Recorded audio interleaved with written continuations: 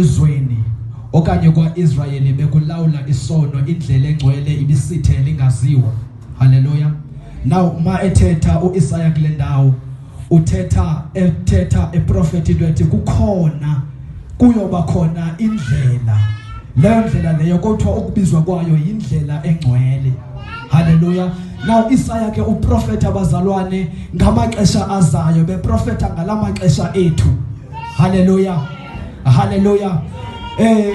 Asizumfunda uGenesis. Lithi iBhayibhile uThixo kwincwadi yeGenesis lithi iBhayibhile uThixo wamdala umuntu ngokufana noThixo. Wamdala ke uThixo umuntu ngokomfanekiselo wakhe. Wamdala ngokomfanekiselo kaThixo. Hallelujah. Wadala indoda nenkazana. Umuntu lo lenda bobungcwele ngizofuna siqale pha from uGenesis size nayo. Hallelujah. Umuntu udalwe nguThixo, wadalwa ngokufana noThixo. Ngokomfanekiselo kaThixo. Ngamanye amazwi bazalwane akukho nto umuntu abengenayo ebefana noThixo twatse. Hallelujah.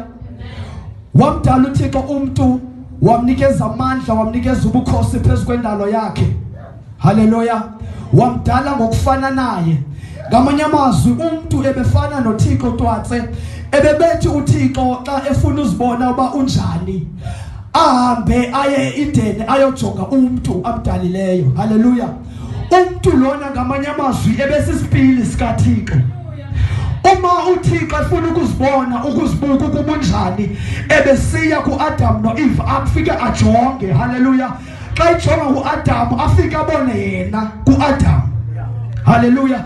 Ngoba uAdam ebengcwele njengoba uThixo ebengcwele. Hallelujah. uAdam ebembethe inkazimulo njengoThixo ebethe inkazimulo. Ngamanye amazwi uThixo bethi xa efuna ukuzibona ahambe aye indeni afika ajonge. Xa ibona umuntu efana naye kube mnandi enhliziyweni. Hallelujah bazalwane. Ku chapter 2 weGenesis njengoba umuntu ku chapter 1 embathiswa ubuThixo, embathiswa amandla nobukhosi. Hallelujah. Kukhona iverse apha ku chapter 2 elithi iBhayibhile uNkulunkulu wadala izinto inkomo nazo zonke izinto, but ke inkomo ingabe inkomo ngelaxesha. Hallelujah. But wayidala nje isilwanyana. Wasisa kuAdam noEve. Hallelujah. Wasisa kuAdam ukuthi uAdam lendlela azithiya ngayo zibe yilonto. Hallelujah. Xa efika wasuthixo inkomo kuAdam. Xa efika inkomo kuAdam wathi uAdam wathi le inkomo, wathi le yibhokwe, kwaba njalo. Hallelujah.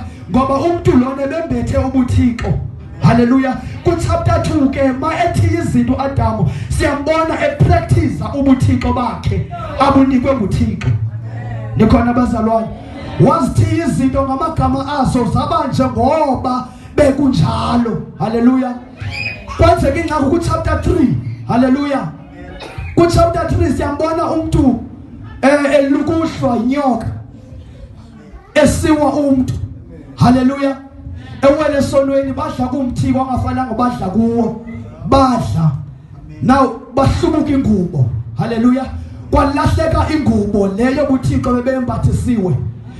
Kwalahleka eyona nto very important, eyona nto ebaluleke kakhulu ebimenza umuntu lona afane noThixo twatse ubungcwele. Hallelujah.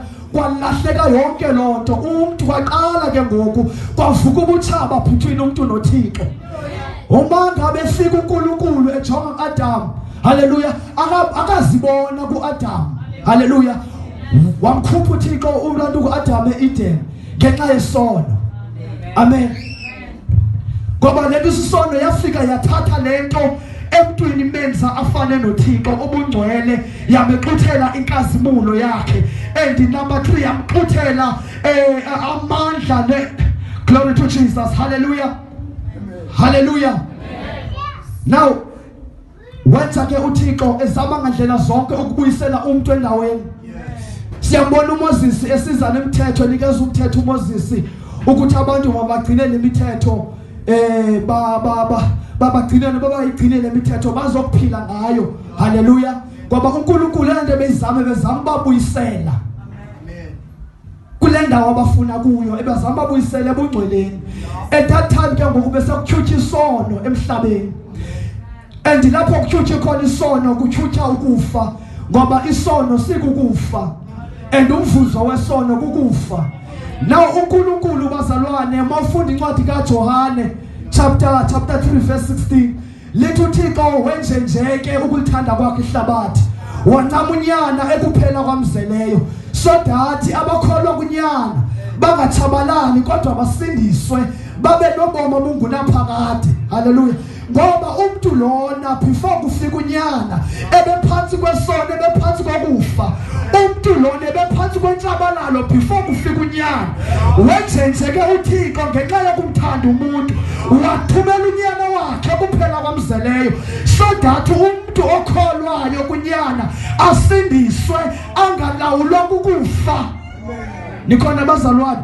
So that lowo okholwa kuJesu Kristu abe nobomi obungunaphakade kuye, angalawulwa sisono.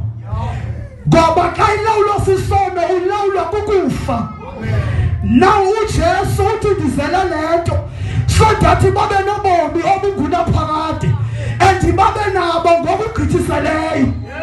Hallelujah. Hallelujah. Now uJesu wafika emhlabeni wabethelelwa. Hallelujah.